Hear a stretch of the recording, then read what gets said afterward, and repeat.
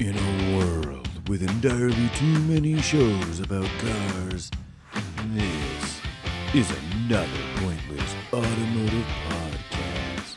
Oh boy. Hello, Chadwick. How are you, my friend? Frank, what's shaking, man? It feels like it's been exactly 7 calendar days.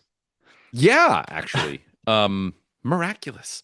And welcome, dear listener or viewer, if you're have that proclivity. Or do both. Voyeuristic. What is Do it like both. if obviously okay, so obviously if you're a voyeur, you like Yeah. to watch Yeah, people, it's the yep. right? Doing whatever they do. That's up to you.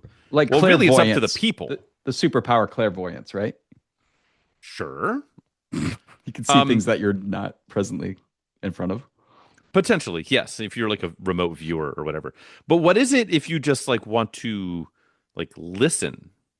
Mm-hmm. Like you're an eavesdropper, I suppose. But is there something more particular? So Well- like for those of you watching along, hello, enjoy being a voyeur. If you're just listening, what is like the listening equivalent of a voyeur? Well, clairaudience Viewer. would be the other aspect of that, being able to hear something that you're not present at, right? Like, so I'm assuming it's like Sure. auditory something. I'm There sure you it has go. that as the base, right? Like, Yeah. fuck it, I don't know, man. Auto voyeur. I don't know. Me fail English? That's impossible. Yes. So all I'm saying is if you're listening, if you've got your ear to the wall of like the thinly insulated motel room to Ooh. hear the activities on the other side, and it happens to be this podcast, welcome. Yeah. And thanks for Yeah. being a classy bitch. Yeah, that's right. You heard the intro. You know what we are. Maybe you read the title. I don't know. But I had a thought the other day, and I don't remember what put this thought. I have those occasionally, and I don't remember what put it there. I was not thinking about Jesus Cristo. I was thinking about cars that I was actually into as a child, and how it was never the 911, Oh. where I was just like, 911, like who as a child, unless they're like grandpa had one, Yeah. actually was like, oh, like I want to grow up and own a 911. Like I don't think the 911 was ever anyone's, not zero people, but exceedingly fewer people was their like dream car, poster car as a child, as compared to other things, and especially as compared to now that are people that are like, oh, I'm an adult, I'm middle-aged, I'm having my midlife crisis, and I'm going to go out and buy a 911 because that's what I've always wanted. And I part of me thinks that's disingenuous. I don't think that that's true. And so I wanted to take a second and let's like, I don't know, like let's talk about the shit that we actually wanted as kids. Like what were your actual dream cars? What were my actual dream cars? Dear listener or voyeur, what were your actual dream cars as kids, like children, like proper children? First off, I can't agree with you enough on the 911 front. I think if there was any spicy in my Pantalones Porsche, probably a 959 gets me the most excited. Sure. Right? Like, from like the child, and let me clarify I mean, here, because that's you're like right. I was a teenager then, so I wasn't a child per se. Well, I never really grew up, but I mean, that car came out in what, 88? oh, was it that? What am I thinking? What came out in 95 that I'm referring to? Was that the I mean, like maybe a 93, You know what 993 turbo? Yeah, I did like that a lot too. Yeah. I mean, 993 Yeah. turbo, that's the kills bugs fast ad. Super cool So car. dope. But like The the real 959 actually is more, because like you and I today have no business even like sniffing a 959 purely because we're adults now, and we're like, maintenance, it's like the worst maintenance car in the history of cars. Yeah, it's up there. But as a child, right? Mm-hmm. As your son, if my son, right, or various 9-year-olds decide that they like their idea of what a cool car is, and a car that they're like aspirational, Right. is very different than that of an adult. Right. And so like what are your like what would think back to then? Like Yeah, let's so it's let's like- just start out of like at it's- 9. Yeah, it's an exposure thing, right? So I grew up in the fucking boonies, like the Mhm. real legit boonies. So the biggest thing for me growing up, Yeah. that I was exposed to, probably the most Drugs. automotively, was fentanyl. No, we, that was we were pre-fentanyl. no, listen, we were early adopters back then. We The actually, bleeding edge. yeah, dude. No, mudding, going Mm, mudding. So I grew up with a lot of like, you know, OG Broncos, like lifted mud sure. whomper tires, beat up old Silverados, F-250s, because I was a huge monster truck guy in the Hell yes. mid 80s to late 80s. So You going Bigfoot? You going Gravedigger? Bigfoot What are you was an doing? F-250. I was Gravedigger all the way, Ah, dude. Yeah. bullshit. Mr. Team Anderson. Bigfoot over here. Oh, get out of here. It's that was like the Dennis Anderson's preppy a move. pariah. Get out of Yeah, here. the preps, like the preppy boys with like the Ford setup, but I like that Gravedigger model with the red headlights and the killer The paint panel job. truck. So fucking cool. But no, so growing up with real shitbox trucks like that you could buy for like $1,000 or less, $500 or less, put some double the money with like mud wompers and a shit exhaust and just Wompers, not go. swampers. So well, that's what we called them. We had a little nickname for Womp everything. womp. So there's so much, like it's so easy to get off road back home, like down like forested like woodlands and like all this open land to just take your cars and go out there. And there was many a time where we got in some really interesting situations. But for me, that was Hmm. kind of the thing. So personally, I always wanted a first gen Bronco, like totally set up Sure. to just bomb down trails and get out of some deep mud. So So, like that. So like when you were a kid, that was like oh, the dude, aspirational. yeah. And then when I saw one, it would just be like, oh, I love it, And even Yeah. if it was on probably like 33s at the time, to a child,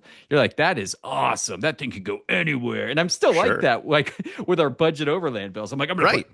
AT tires on. I'm gonna be unstoppable. But it's like as a kid, I thought that was so cool, and just being out in the middle of nowhereville, right? And like Hmm. just pushing your truck, which was poorly maintained and rusted out. They were Right. always rusted out back home. And just being able to go in some insane places was just like Yeah. an incredible feeling. Like I Well, if remember you're bouncing on the back of my dad's like sure. beat up truck, like his Amigo. And he had a Trooper, he had an original Trooper, like an Hmm. 86. And I remember just fucking bouncing my head off the roof and being like, this is Yeah. a good time.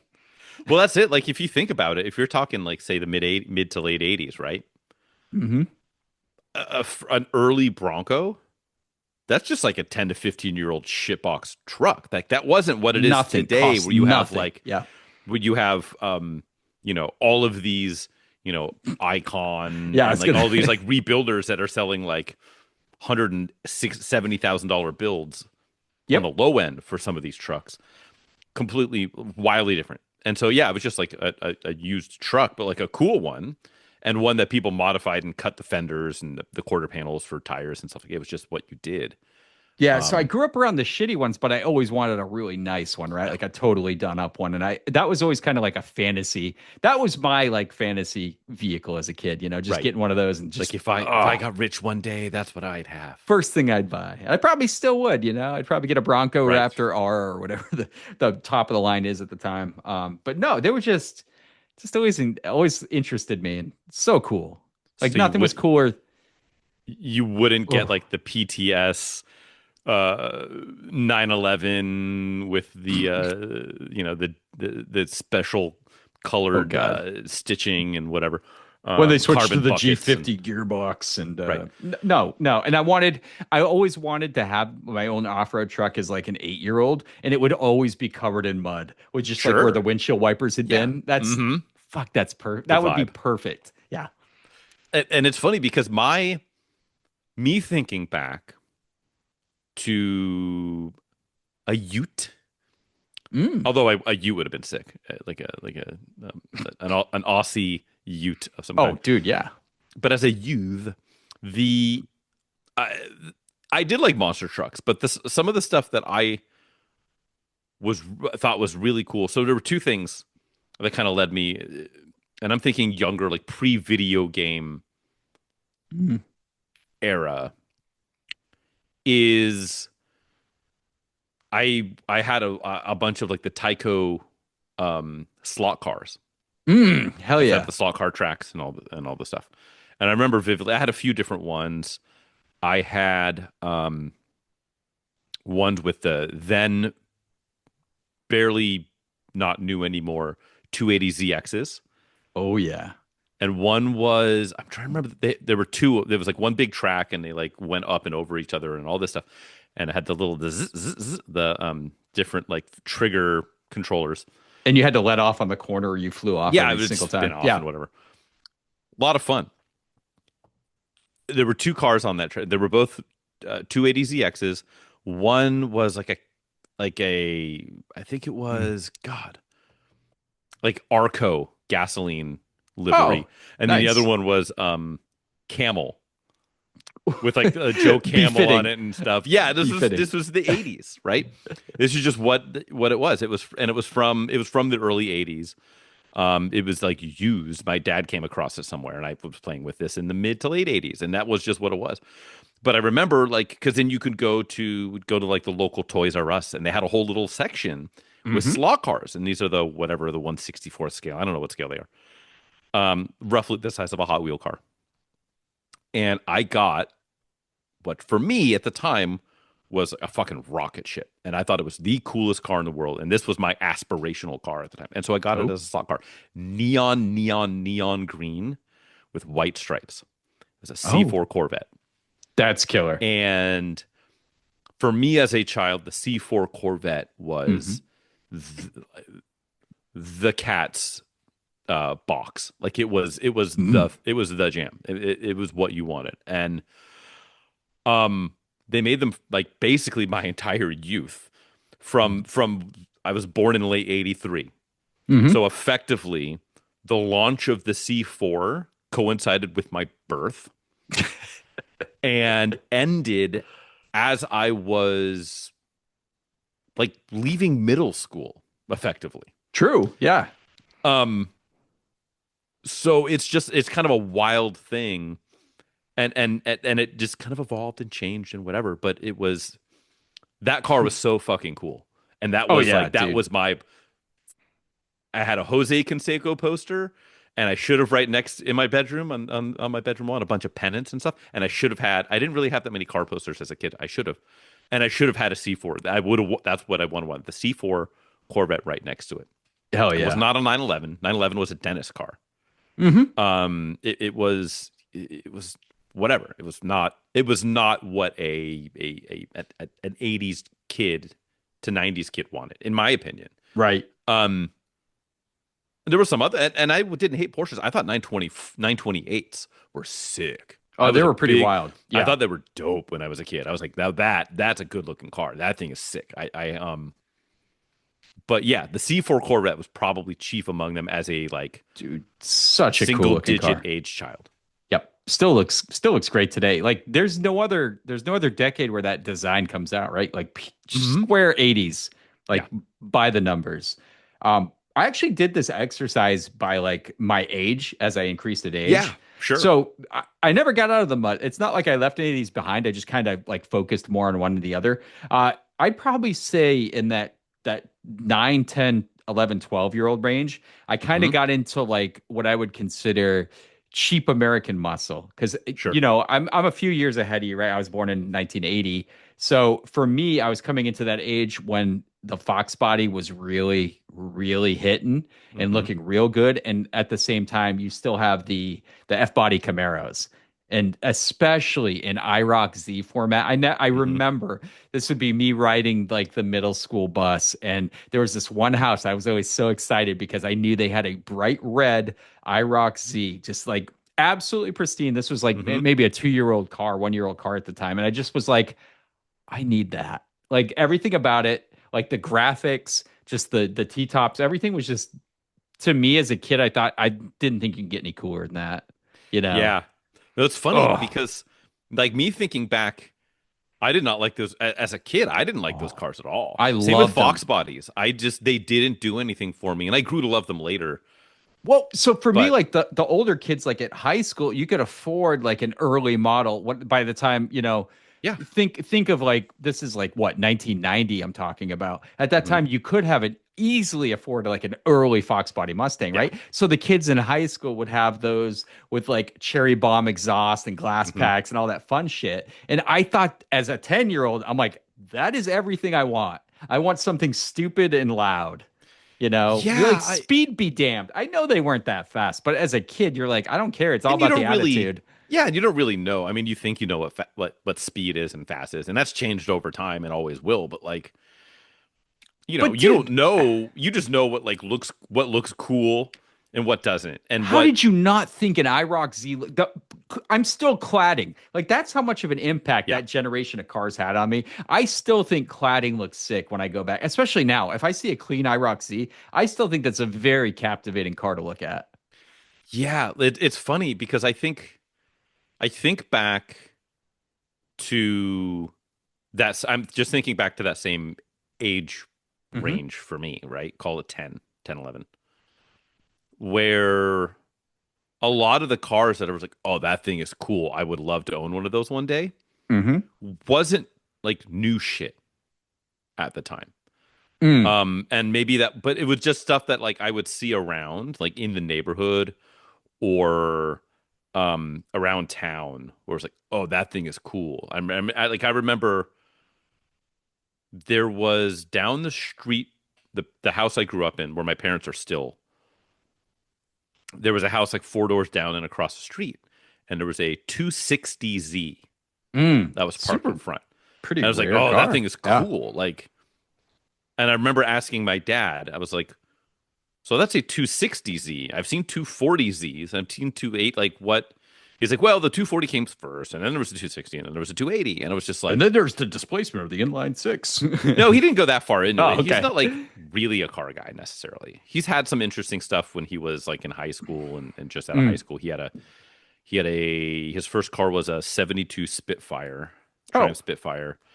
And then he sold that. This was in Scranton, Pennsylvania. So that's a dog shit car to own in Scranton, Pennsylvania. oh yeah, that thing was rotted. Yeah. He then ended up with a 72 Corvette Mm. that he got. How did he come across the Corvette? It was something weird. He got it cheap because the motor was popped on it. And then he had his dad had a friend who had a shop and came across an engine that came out of a truck that fell off a train or some shit. Some Mm. crazy story like that, and put a motor in it, and he got it for relatively cheap. But again, a dog shit quality car for um Scranton, Pennsylvania. So he sold it for, and he got like a then new, I think it was a 76 Mercury Cougar. Oh, okay. And then he sold it to move out to California. And 9 months later, I was born effectively. So um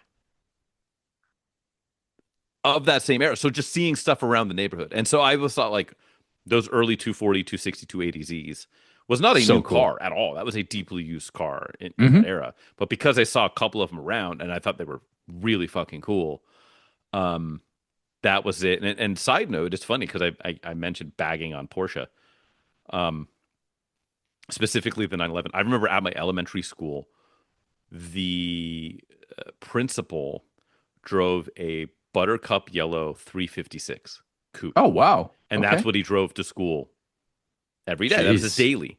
And this would have been in like the mid 80s, late 80s, late 80s. Different world. Right.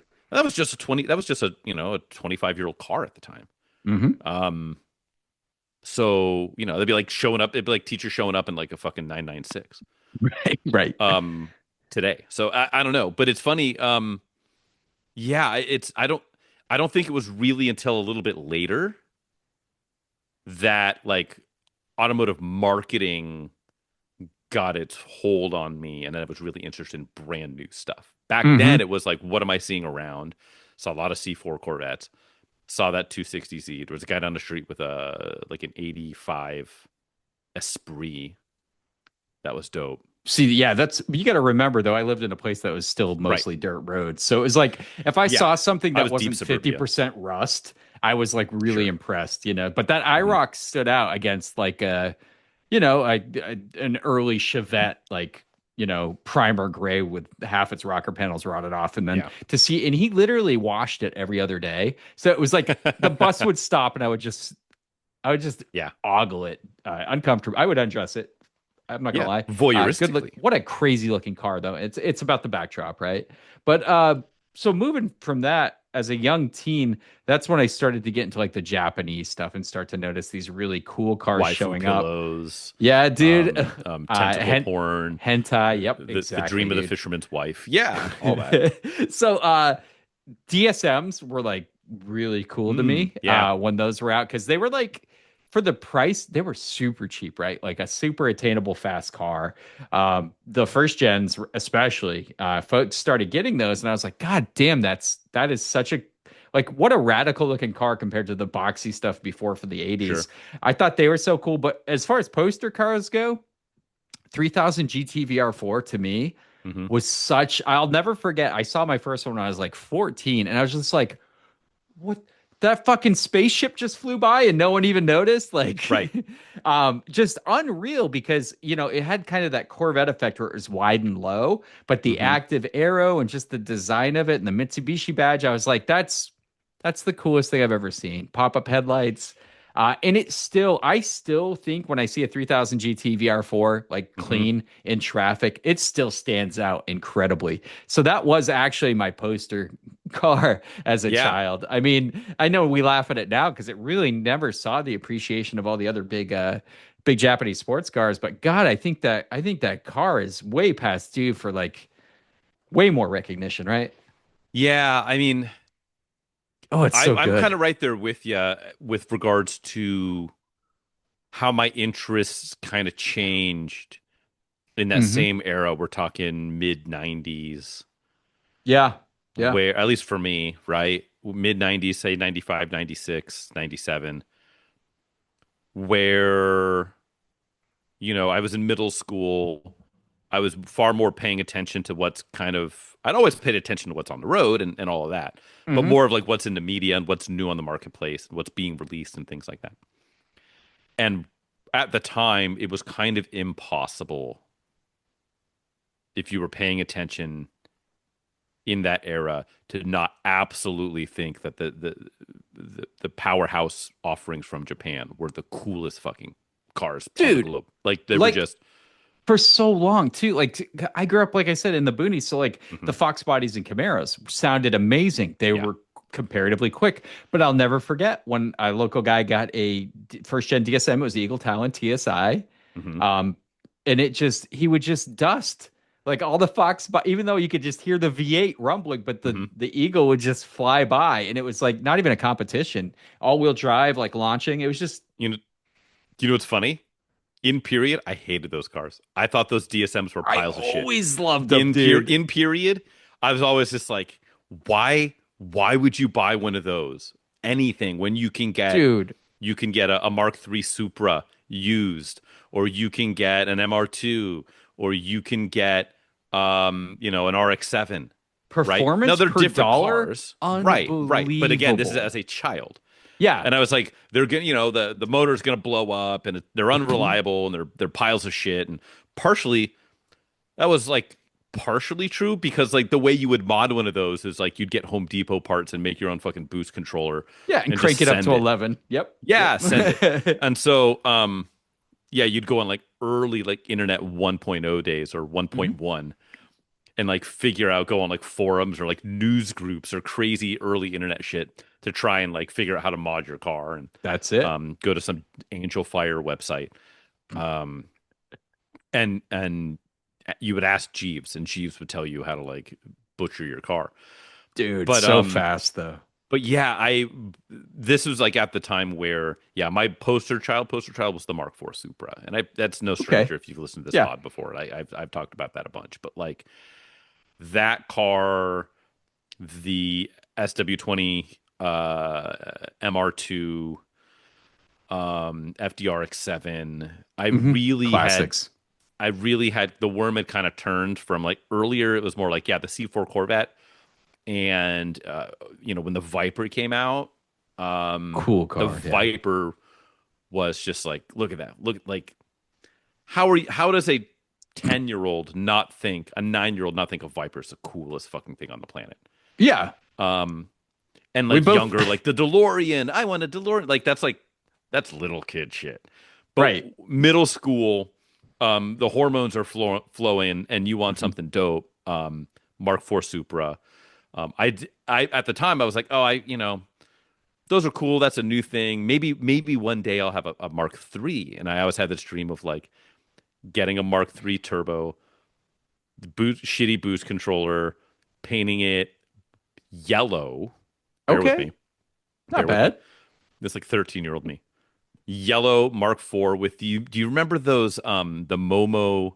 This is back when you'd get like a sport compact car and you'd have like the page of like all the different aftermarket wheels and like how much they Sure. were and everything and Yeah. what sizes were available. They had the Momo, they were like the F50 style wheels with like you can get like a yellow center cap. Oh boy. That was like, oh, this is fucking cool. In retrospect, it'd be a disaster. Just absolutely unmitigated trash. Be worth The a fortune now. 13-year-old me who was like, anytime I'd go anywhere that had a magazine stand, I'd be like looking at like sport compact car or whatever and just like thumbing through and that was kind of it would be any. I thought the 3000 GT, it's an overweight pig. It like doesn't blah, blah, blah, blah, blah. When it's only like Mark 200 pounds more than the Supra, Mark IV. right. It's like not that Yeah. much, right? But It like was that's the technology is what's won me over, right? Like, because yeah. the Fox body and F body were fucking archaic by comparison, right? Like, because we had, there was the 300ZX twin turbo, but I just gravitated to the 300 or 3000 GT because it looked so different, right? I think the 300ZX is a very clean design that's aged absolutely incredibly well. I agree. But the 3000 GT today, when you come up behind one, how wide and low that car is, it's just incredible. All-wheel drive, twin turbo, pop-up headlights, active aero, active suspension. It's just like active exhaust. It's just, it's like a technology platform. And I thought I remember just poking around inside of one and I was just, this is the future, man. 1991, let's go. Yeah. I don't know, Or man. even We abandoned the domestic stuff and we kind of went to the Japanese waters for a bit. And the one that would have pulled me away in period, because I was never, and maybe because a lot of it as a kid, it was like what I would see around and be like, oh, that is cool in person, so I want that. And so I wasn't seeing, and I would see 911s, but whatever, didn't care. The only one that would, so I was never super, super attracted to supercars because they were too unattainable. Sure. Yeah. The Countach was cool. The gold one was it Super Cop? What was the Jackie Chan one where he drives it under the hovercraft with like knives coming out the butterfly doors? I think that was it. Yeah. Or was it Rumble in the Bronx? Would you take Countach over Diablo though? Because I would take Diablo. Because I agree. That's kind of what I was getting to was those cars were always super cool, unattainable, but then the one that was like, oh, it's just too damn cool. It's too good. was the Diablo. And it's still I'm with you on that one. It still tugs at me a little bit. I'm not going to own one. But the heart wants what the heart wants. Exotic wise, and a young and impressionable Frank, what was your exotic? Would you say it's the Lamborghini Diablo? Yeah, the Diablo. Really, 959, whatever. Didn't really do anything for me. Ferrari land. I mean, F40s and F50s were pretty fucking cool. Pretty dope. But it didn't. Those cars didn't tug at me like a Diablo. Like that was young, impressionable me. It looked crazy. It sounded crazy. It was in video games. Lloyd Christmas and Harry Dunn had one. JK from Jamiroquai had one. And so like that was just like, God, and every time you would see it, it was just like chef's kiss. It's cute. I like that supercar. McLaren F1 for me in that it was too unattainable. I mean, they're all unattainable for a child, but like right. So in Creighton Brown, that kind of, let's call it purple, like faded purple. I would put bronze wheels on it, and I was so captivated by the fact that this car was so focused on being a driver's car that it had a center driver's seat, and to me, I'm sorry, that was it, man. The McLaren F1 will always be the exotic.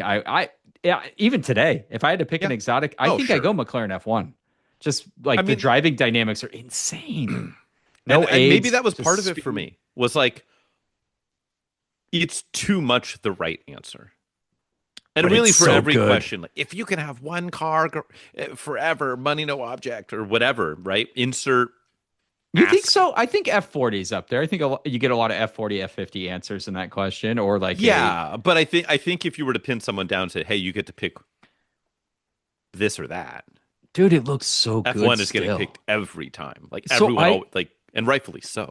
and in video games It's and the everything, icon. because that's the only way I could experience it as a as a Yeah, teenager, because that came out in '95. Um, it always seemed so big. And then the first time I saw one, I was like, yeah, they're what not the big. fuck? They're Yeah. like it's like your belly button is the roof line. It's like Hmm. an incredibly compact car. But there's something, just the They're design not is big like my brilliant. belly button. Yeah, the interior, you should get that looked at. The interior was brilliant. The sound was brilliant. The speed was unimaginable. I just, something about that will always be the car that I was like, yeah, that's Hmm. fucking special. It's a special Well, car, sure. right? Yeah, it is. But just Mm. something young impressionable Frank was just the Diablo was just like, I mean, God, it's it's cool. win-win, right? Like either one Sure. of those is so good. And then like no, you get a Lexus LFA might be comparable to that. I'd like one of those a lot, but no, McLaren F1 still my answer. One. No, it is. It's the right answer. Oh, I liked it. But that But like, purple though, that purple was so. I'm gonna yeah, call it purple. I know it's a brown, but purple. it's faded purple. Um, and then what Purple about purple. like what was a little bit later? Like once you got into high school, obviously you had a high school car. It wasn't a McLaren F1. Unless you're holding out on us, really burying the lead 200 and whatever episodes in. Right. Um, but like, I don't know. By the time you got to high school and you started hanging out with high school friends that had high school cars and what they were doing or not doing, I know Hmm. my taste pivoted in a different direction for a while. Yeah. What about you? Like, what Well, was your high school I still love the McLaren love? came out when I was in high school, right? So Right. that was kind of it. But like we were driving shit boxes, I got into like trucks again. I think that's always been there, and I still enjoy that. But yeah, as far as like what I dreamt about or what would be a poster car, we're still talking like mid Yeah. '90s because Yeah. I got out of high school in the '90s. Geez, I don't know, man. I think at that time we started to see like things like the NSX were starting to get more like Sure. attention. I've always loved that, and getting to own one was like actually like a bucket list item. Uh, I don't know. I think I was starting to get into like because that was like the Gran Turismo years. So I was starting to Yeah. like dream about like STIs and Evos Hmm. and things of that nature. That's when I started like gravitating towards that stuff hard. And I think it's still there. Like I would love an Evo 4 or 5 so Yeah. hard. And I Yeah. know they're super attainable. And if I got my shit straight, I could probably scoop one up for a good price. Sure. But it's like, I don't know. I really was really digging on those like WRC based like Yeah. GC8 Impreza STIs and Evos. Like that was my thing. Yeah. It's funny because I'm right there with you on a lot of it. Mm, But then like pretty much up until I bought my first car, my Barracuda, mm. very much was led, and I was looking for a Japanese car, Yeah. almost specifically for my first car. So, I'd almost bought a Mark II Supra with a 7M GTE swap from a Mark III Turbo, Okay. for my first car, which would have been fucking crazy. That's But it didn't wild. run quite right, and it ended up being a basket case. Mm. So it would have been a brutally bad choice for my first car. Um, then a 76 Celica liftback in my neighborhood, 5 speed, $800. My parents were like, that thing's a piece of shit. And they weren't wrong, No. but still the desire was there.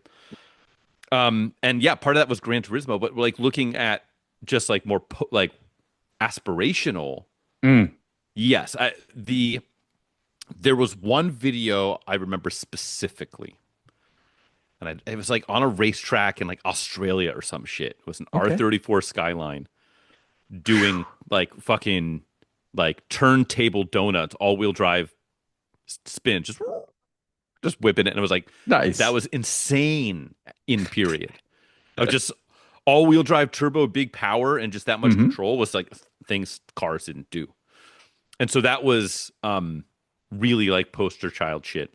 And then it pivoted. Then I was like, oh, what is this old Barracuda? And so I bought my Barracuda. So then I got way into the muscle car scene for a while.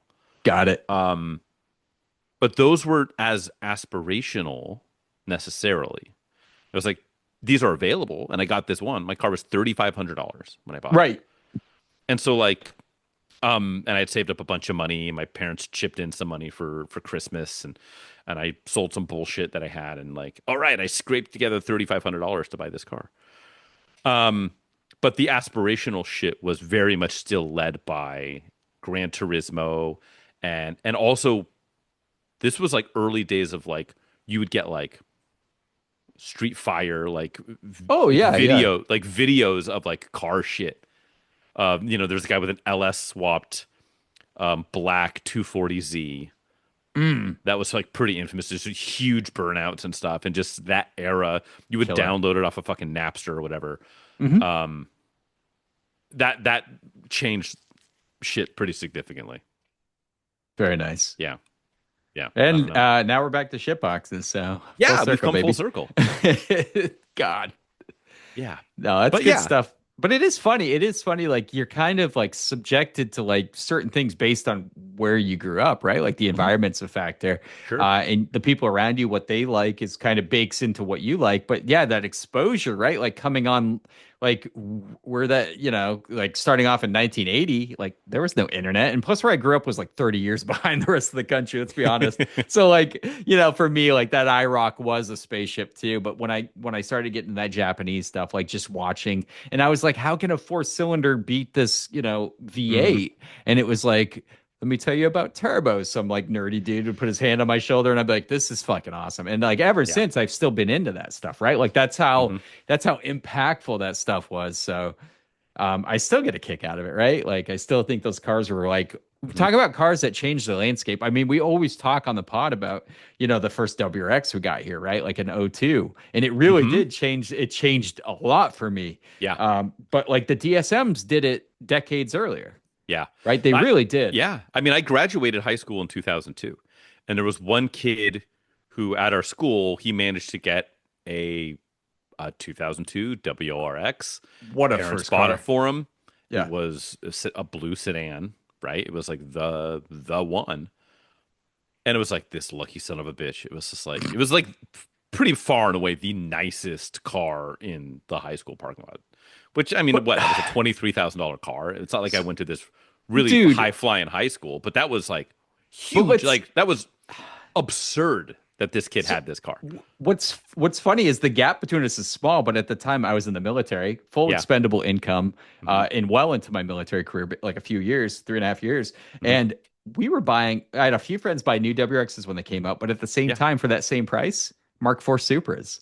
Everybody had Yeah. there was so many Mark IV Supras, and we had one guy had a NSX, which was a little harder to get your hands on, but Mark IV Supras were super available. 3000 GTs were still super available. Free. So all these cars were just in 240s, like Nissan 240 SXs. I remember someone bought an they were S14 for like $0. like $2,500, like the cleanest S14. I was just like.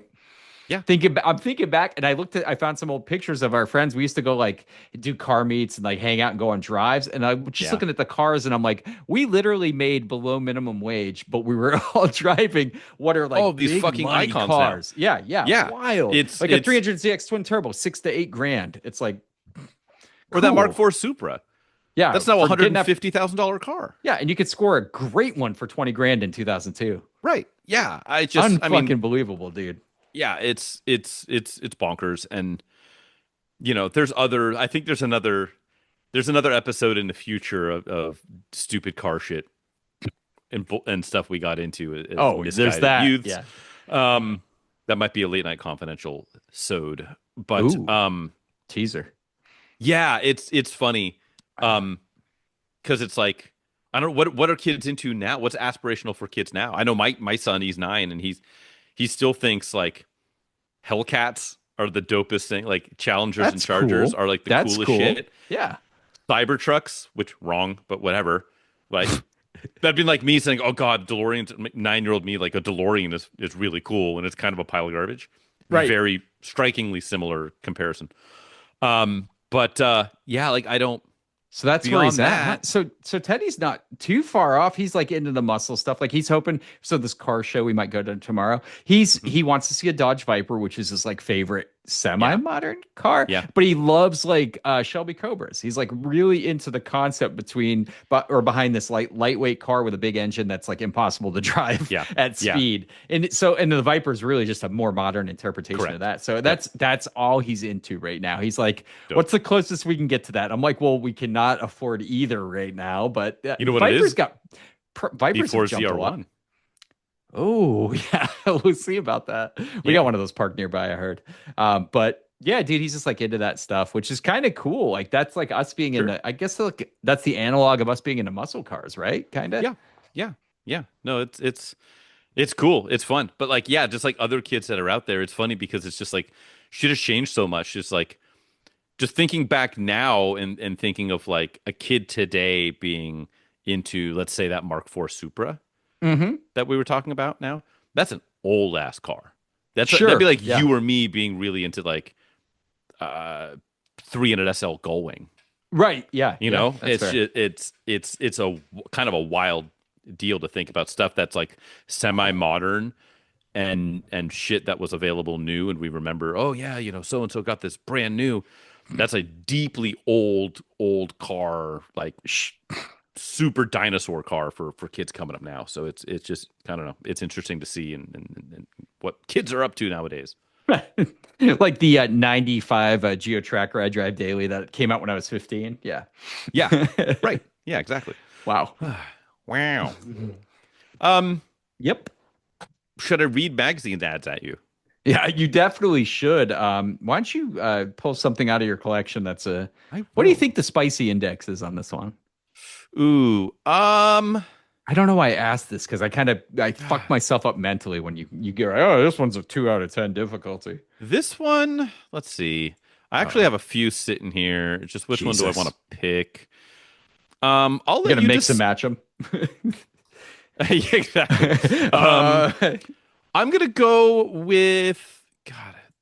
They're all annoyingly not that difficult. I'm all gonna right. go. Well, don't tell me. All right. Well, let's just. I'm just gonna read you. How about this? How about I just read you an ad? Yeah, let's do that. Okay. This is our dare I say famous automotive print ad quiz game show where we each take turns Mhm. reading advertisements about vehicles. Fair game is 80s through the mid 2000s. We omit anything that gives it away. The other person has three guesses to figure out what the hell we're talking about. You can ask for help depending on who's playing. It's me guessing, so Frank never helps me. He's a horrible person. Just take notes, guys. He's really brutal at this game. But 10 minutes on the clock. Got to figure out what car we're talking about. Definitely play along at Mhm. home. This is super interactive, and Yeah. you can yell and be like, "What's wrong with you guys?" Exactly. We're cool with that. But yeah, Frank, roll that beautiful bean footage. Oh boy. Okay, so this is a one-page ad. That's all I We've got deserve. the vehicle in question at the bottom. I don't know, 40% of the ad. It's a slight Dutch angle, Oh, um, and it's on like a looks like some wet tarmac. We're looking at the front, front passenger three-quarter view, and then it says in large script, except for the windshield, the wheels, and the price. Things are pretty much where you'd expect them to be. Because of okay. blanks, it's a weird, just roll with it. I'm with it. I'm with it, Yeah. dude. Because of blanks, cab forward design, you won't find the windshield in the usual place. Its leading edges move forward and down to enhance visibility and aerodynamics. The wheels are pushed towards the corners for greater stability and increased interior room. Hmm. And this year, many features that were options are standard. So now, the price of a well equipped blank may be lower than you'd expect, while the resale value is higher than Taurus, Lumina, Camry, and every car in its class. And then it says it's $18,995, asterisk, well equipped. And then it shows a list of this equipment underneath. For that much money, you are getting Standard 3.3-liter sequential EFI V6 engine with 161 horsepower.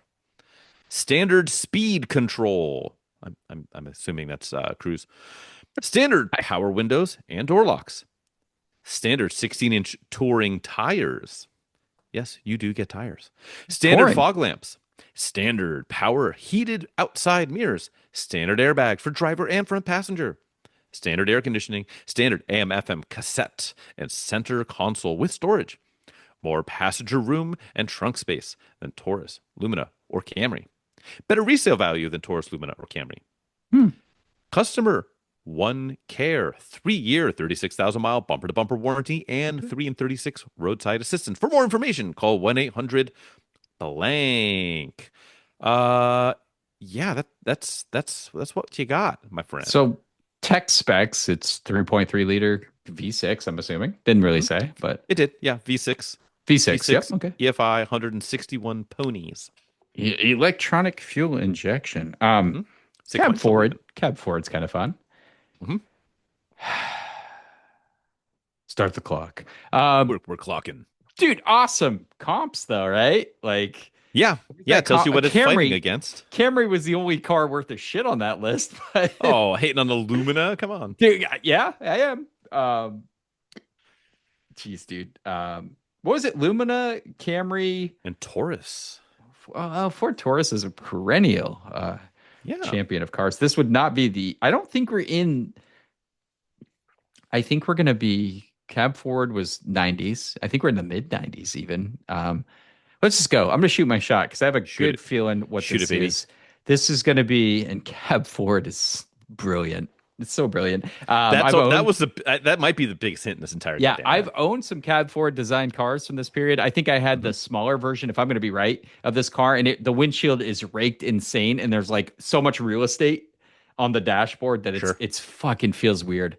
Let's go with a 1993 Dodge Intrepid. Final answer. Hold on. Oh God! Oh fuck! I lost it. There we go. No, it's actually a Ford F-150. Because of Dodge Intrepid's cab forward design, you won't find the windshield in the usual place. Intrepid, the new Dodge, a division of Chrysler Corporation. It's a little bit later, but that same generation. This is a 96. Okay, wow. Intrepid. Okay. Earlier years, some of those items were optional, but they're standard on this particular year. 96 Dodge Intrepid.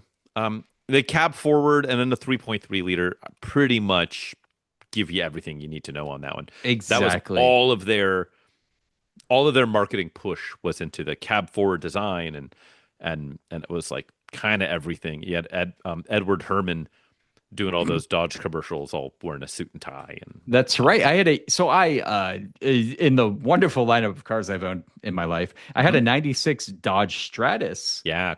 With the Mitsubishi 4-cylinder. Same thing, just shrunk down, right? Like dimensions. But the real estate, when you're driving one of those cars, it's so weird. You have 2.5 to 3 feet of dash. Yes. So it feels open, but it's absolutely unusable space.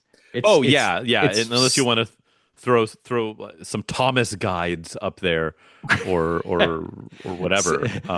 You could throw some I don't know. What were those, Beanie Babies or something? Yeah, some correct. Yeah, some Beanie Babies, some goddamn heavy metal magazine. It wasn't a shit car. That car, I mean, it was a shit car, but it was like, fuck, I want to say I paid like $1,800 for it, but it was like good little motor. That little Mitsubishi 4-cylinder was responsible. Oh yeah, good ad. Yeah, decent ad. So, well done, sir. I figured you would get that one, and that was actually more difficult than the other ads I had lined up that were even more like layup-y. So, hopefully you played along at home and had fun with that, dear listener. Speaking of fun at home, no, not edging. PCP. Whether no matter how or what type of PCP you do recreationally, have you done any PCP in the form of Project Car Progress? I'm glad you asked, my friend. So I also been terribly swamped, but I did have like an entire weekend day to do some work on the budget Overlander. That would be my 2008 Nissan Xterra off-road trim. First thing you got to deal with if you read anything about second gen Xterras is SMOD. The strawberry milkshake of death sounds delightful, really horrible. A genius engineering move where they integrated a transmission cooler within the radiator. Pretty typical. Right, but However, they had a manufacturing defect where the inside would fail. You'd have no idea and you actually wouldn't know until you started to experience the issues, which it was too late in the game. So yeah, why is there coolant in my transmission? Is that good? No, it's horrible. So a transmission would be expensive. You could also lose an engine because it could work the other way around. You could get trans fluid bleeding into your coolant lines, and that's not good. Neither one of those is good. It's game over. It's game over. Game over, man. So that's known as a ticking time bomb on these. And there are reports of these things failing at like 30K. So my vehicle at 180K, I was super pumped to see a Calsonic OEM radiator still on the truck. Somehow at 180K had not failed. This is, you guys know my budget's tight, right? I infamously spent everything but $200. So no brainer. First thing I had to do was the cooling system. So while I did that, I pulled the radiator out, got a new Koyo Rad for like 80 something bucks or low 90s shipped. They're so affordable for this platform. That's the other thing. I don't know if you bought parts yet for your Xterra, but super approachable price points. I've been looking at stuff. Yeah. Dude, when a truck is like super capable and way below what it should be in the market and the parts are attainable and cheap, buy them now, guys. I'm not even messing around with this. The Xterra is a fantastic option. But anyway, so I bought the thermostat, got an ASIN unit, got a new radiator cap to go with that radiator, and I did the plastic coolant lines. So fun thing about these plastic coolant lines, if you guys remember my Volvo V50, they will fail you when you're doing a competition. So this, it's a nightmare, and it's like a game over thing if you can't repair it on the spot, because it literally will just bleed your whole coolant system dry in a matter of minutes. So this one was weeping. I would consider it weeping. It wasn't dripping. It was kind of like weeping a little bit, would collect every time I drove it. And I was like, that sucks. So when I went to remove that plastic piece, which there's aftermarket metal ones. Dude, it literally, when I pulled the rubber, it took the plastic neck was still in the hose. And then the rest, I just crumbled in my hand. So like I could picture us like two like hours into a fucking muddy trail and that happening. Yeah. Oh, game over. So all that replaced, new coolant. And now I'm future proof, right? And it didn't cost anything, dude. For the radiator, the coolant piece was like $9. The thermostat was like $20, and the radiator cap was $6 for a Gates one. Yeah. So you can do all that for nothing, and it's like you're in like no brainer. $120 basically. Yeah, dude, to have your Xterra be like the biggest issue ever presented on the second gen to be taken care of. Super pumped. It was a no brainer. My first big step forward, like having a reliable truck. So. That's what I've been up to. I couldn't be more happy how it came out, dude. And you know what? Working on the truck, pretty easy, pretty straightforward vehicle. You're going to be coming down to genuinely dollars and cents to make this budget. 100%. Can you just like cut the plastic out of the old radiator and just have the aluminum and like scrap the aluminum portion for like $40?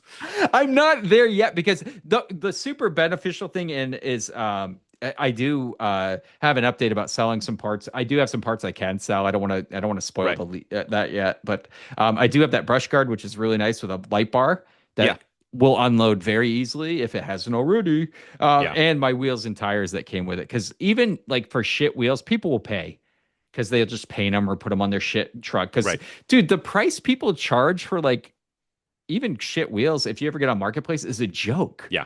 Like it's wild. I've been looking a little bit where it's just like, oh, if I can find, because my wheels and tires, the prop, like I was originally going to be like, oh, I can just get it like a set of takeoff wheels with some good tires on it for like $500, and now I've got good tires mounted and balanced, ready to go. But like, it's just not the case usually. And you'll see people like, oh, they've had this listed for like 4 months, and they won't budge. And you send them a message like, hey, you're asking $800 for this set of wheels you've just been they've been rotting away in your side yard.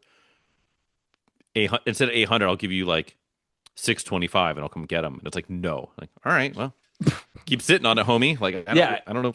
And it's like a uniform thing, right? Like wheels are very pricey right now. So, I was super pumped that I got the OEM ones. I still haven't mounted the new tires to them, but that's another battle. But yeah, that's where I'm at, man. I did some complete cooling system overhaul on the Xterra. Overhauling tight. Good shit. Um, I have not done a whole lot. I was gone. I was on vacation, family vacay, to Sedona. Got to see some lovely uh, scenery, landscape, and a lot of it's very like outdoorsy. And there's a lot of they do all the Jeep tours there. There's a lot of off-roading trails and stuff, which kind of just really made me want to Fired it up. Yeah, it really made it jump, and got me kind of sprung to get on it. But I just have not had time. I did have a little bit of time. So before I went on the trip, I moved it in because I've just been street parking it. And the tags are out, and so I was like, yeah, I should probably get it off the street with deeply expired tags because they're like 10 months out. Oh, okay. So I went to start it up. Battery said, okay, batteries from 2023. I jumped it, but it was dead. You ever have like where you put a jumper box on something and there's not even enough juice in the battery for the jumper box to even realize that it's connected? Yeah, it says like you're fucked. No, you just connect it and it's like, how come you're not connecting me to a car battery? I'm like, no, homie, I am. Yeah, certain ones below a certain thrireshold won't. Yeah, it just thinks it's like touching the ground or something. That's how dead the battery was. But I don't know if that's because the battery's shit. Because I waited a week before and I started it right up and moved it. Oh. But with the key broken off in the ignition, it's like super easy to like, oops, I left it in like accessory and not all the way off because true. You're just like turning it with a nub. It just needs to read the transponder. So maybe I left it on. I don't know. And I dare not lock the car because if I lock the car and the battery's dead, I don't have a way in because the only key for the keyhole is broken off in the ignition. Damn. So that's a thing. I was able to double jumper box it. So I put one jumper box on it and then I put the other one that had less juice on it, but that was enough juice to tell the other jumper box, oh, I'm connected. And then I was able to start it. Nice. Put it in the driveway. I let it idle for like 10 minutes and then it was like, rah, rah, rah, click, click, click, click. So I'm probably going to get a battery for it. Mm-hmm. Fine. I did register it. Oh, okay. They looked at the signature, were like, that's weird, but whatever. I'm not going to judge this person's signature because homie just wrote in all caps just the last name on the signature line. Well, maybe he's an artist. We don't know. Yeah. So 600 and something because it's about to be out for 26. So I'm tagged all the way to 27. Ooh. But not actually tagged because I have to get it to pass smog. That's right. So it's paid. They accepted everything. They don't give you the sticker though, do they? They don't give me the sticker. They don't even reissue a title yet. They just hand me the title and everything bays with the thing stapled to it that says, hey, RDF in progress. Okay. You've paid your dues. They gave me a one trip moving pass in theory so I can like drive it to the smog shop. Right. Whatever. So I got to do a battery, and then I just started poking around under the hood. Like, okay, let me like spend a little bit more time under here. Some good stuff and some stuff I'll need to address because it's remarkably clean under there. Like it's been like detailed. Mm-hmm. But like I start looking around, it's like okay, there's like a lower radiator hose. It's got a metal bracket with a bolt that like bolts to, I suppose it's like a lower timing cover, like on the front of the motor, and the bolt's just missing, so the bracket's just like hanging out in the breeze. Like okay, battery hold down, it's gone. Okay. There was what did I see on the other side? Oh, one of the brackets that holds the bottom of the air box, which is on the driver's side inner fender, the apron is just like not connected to the air box. It's just lying down. Oh. Okay, the bolt's missing. Not that big a deal. So there's some ticky-tack shit like that. And I did notice where somebody had bypassed and relocated the knock sensor already. Yeah, we were saying and that. And then it's like half disconnected, and for some reason one wire just grounded. Instead of going to the sensor, it's like disconnected from the sensor and just grounded. Different. I don't know why somebody did that, but they did. That's weird. I'm just gonna like put it back, and hopefully that cures the knock sensor code. But then if you look too where it goes into the harness, it goes into the harness. There's a pigtail connector, and then that connector then goes into the main harness. On the main harness side of the plug, there's about, I don't know, an inch and a half of that same wire, but on that side, the main harness side of the pigtail, where it's just bare. Like the sheathing is Oh, just like cracked and pulled away. ooh, So it's just in the breeze. Now it's not touching anything else, still. but it still needs to get addressed. So whether I depin it and then just put some shrink tubing over it and repin it, I could do that. I can clean it up. I don't want to just wrap in electrical tape. That's a little hokey. Yeah. But as long as I keep it insulated, figure out a way to do that. I don't know, put the little insulation in a can. But like it still looks really good. The water pump is super new. That's So cool. that is there. But I will say that I was looking the supercharger pulley. It's not its own pulley. It actually runs off of I think like maybe the AC compressor and the crank pulley and Got it. and then it's got like an idler. So it's not its own thing. So it's just like a regular width uh belt. Mm-hmm. Well, probably the outside towards the front of the car, 20% is just missing. It's like like a strip peeled off and it just Oh, disappeared is one there a day. sharp pulley somewhere in there? Or? I not that I can see, just like taking a peek. Yeah, I haven't like pulled anything off and pulled the fan off or anything. But it's weird that it was like that this. is It, something. it had to have been fairly new for that to happen because you don't like do the water pump and then put like that shit belt back on. Or do you? Or do you? Right. I don't know. Right. There's some weird stuff. Not like I've seen things. crazy weird, but like Well, a maybe little they weird. ordered the belt for the non-supercharged one, which is way more common, and went to put it on and said, "Fuck it, it doesn't fit. Yeah. We got to put the old one on." Yeah. And then also if you notice, remember before I reported it, like, hey, it's leaving a little bit of oil under it, like a good amount of oil, like Hmm. maybe about this big of a puddle after it was parked for like a week. Okay, that's significant. Um, I did notice the power steering fluid is probably an inch below the minimum. So I'm hoping it's just like Oh, leaking out of the power steering system, and it's not like a rear main seal or right. input shaft seal on the transmission or something. That's as much digging into that I've done.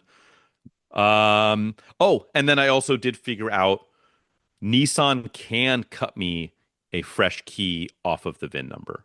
Oh, that's killer. That's cool. So, assuming the car hasn't been rekeyed in the past, which with this car is a bold assumption, Yeah, good um, call.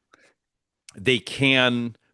But I still want to talk to a locksmith and see if they can get that one out, the broken Oh, piece out. Because if they can just pull that out, and I just get a couple of new keys cut, that's way better than spending $200 on an ignition oh, tumbler. So, yeah. I'd much rather do that route too. I agree. yep.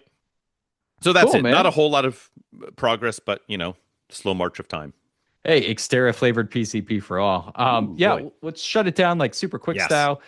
Thanks for tuning in, guys, whether you're listening Bye. or watching. We appreciate it. Real quick mention, Patreon is there, Yeah. APA Pod. Yeah, look us up. Check us out. Yeah. Join and give us some horrible beverage options. We go off Yes. of Oh, man. recommendation, and we do have a growing support now, which is cool. And it Yeah, we also got means some we're going to drink people some playing. horrible stuff. So I love that for the late night confidential episodes that Ooh. open up once you're on there. So it is kind of cool. But anyway, we do appreciate you guys tuning in. As always, check us out on YouTube too. Subscribe, Yeah. watch the videos on there. If you want to follow my personal stuff, Auto Obscure Garage, rescues, restorations, reviews, Xterra content has been coming out. I think I got 2 I've episodes. seen. Might have 3 by the time this is released. boy. Yeah, it's been fun. Frank, where can they follow you for your world class photography? Oh boy, you should just follow me here, honestly. Yeah, yeah, But yeah. otherwise, yeah, if you want to see what I'm up to on the photo side of things, that's the photographer's garage. Um, but yeah, hopefully we'll just see you back here in another week. Patreon.com/APAPOD. And yeah, I guess until next time. Yep. We'll catch you then, guys. As always, take care. Bye.